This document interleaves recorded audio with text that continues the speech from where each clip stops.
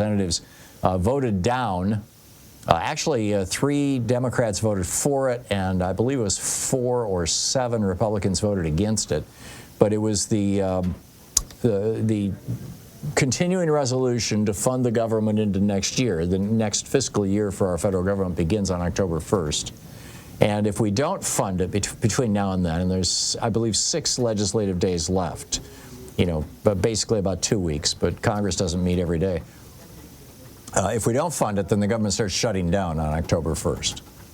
So the Republicans have this piece of legislation that they call the SAVE Act. Seriously? It's Safeguard American Eligibility Act.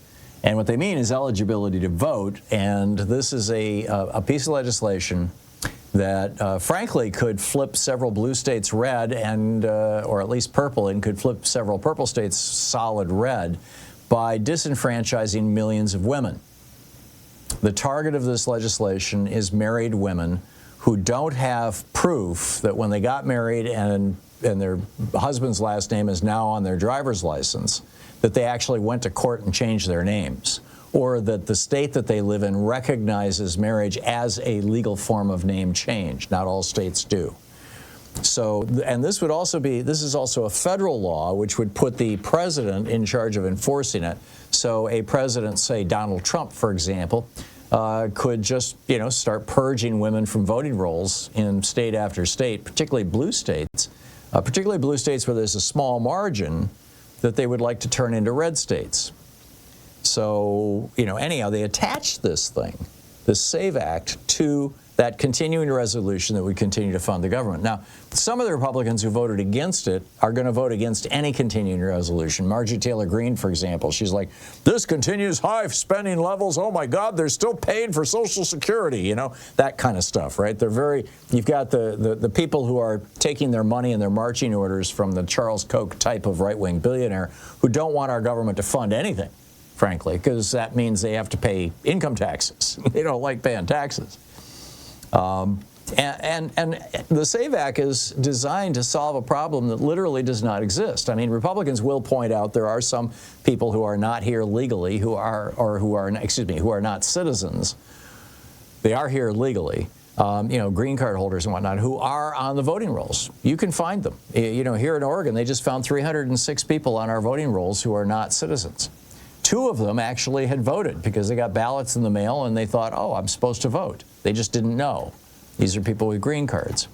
But that was a mistake. And Oregon fixed that mistake, and those 306 people will not be voting this fall. And, every now and then you find a couple of people like this. But, the Brennan Center looked at 23.5 million votes back in 2016, and they found 30 suspected non-citizen voters. This is not a thing. It doesn't pretty much happen, and it certainly doesn't happen in a way that's going to influence any election. So why is this the hill that the Republicans are willing to die on? Well, as they did yesterday. It turns out, like I said, that what this legislation would do is it requires you to have contemporary identification, like a driver's license, that matches your birth certificate. Now, if you are a woman and you got married, and you changed your name, started using your husband's last name. I remember, 51 or 2 years ago, oops, I think it was 52 years ago, that Louise and I got married. She started, just using my last name. She never petitioned a court for a name change.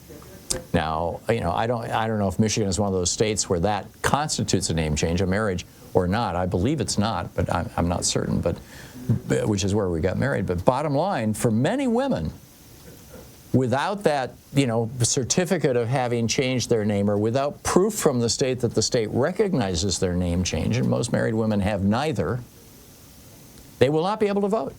They will not be able to register to vote.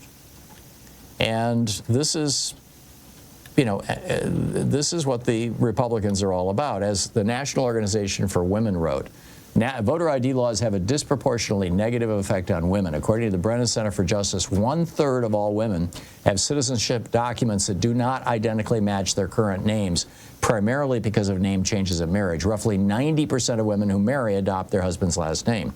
That means that roughly 90% of married female voters have a different name on their ID than the one on their birth certificate. An estimated 34% of women could be turned away from the polls unless they have precisely the right documents. Now, Republicans will tell you it's just a coincidence that suddenly they're concerned about, aliens voting at the same moment that millions of American women are seriously pissed off at them, and their solution for those aliens voting will cause millions of American women to no longer be able to vote. That's just a coincidence. And they'll tell you that it had nothing to do with Donald Trump and Mike Johnson threatening to shut down the government if Democrats don't go along with these draconian new requirements. This is BS. I actually spelled the word out in my article. I said that, we pretty much at this point have to call this what it is. I said I'm generally reluctant to use profanity in my writing, but this argument deserves a strong word. Descriptors like dissimulation, deceptivity, blagging, dupery, prevarication, jiggery pokery, superchery, counterficience, misdescription, suggestio falsi, humbuggery, dissemblance, flimflammery, calumny, and meretricity, or even the good old-fashioned word lie, just won't do. This is BS. The one word I missed was malarkey, as one of the people noted in my in the comments on my Hartmann Report page. But anyhow, that's my piece. It's over at HartmannReport.com. If you want to share it with your friends, it's free. Anybody can get it. Anybody can share it. You can post it anywhere on social media. Go for it. Have fun. It's titled Trump and Johnson's Shocking Bid to Suppress Women's Votes. And make no mistake, that's what they're up to.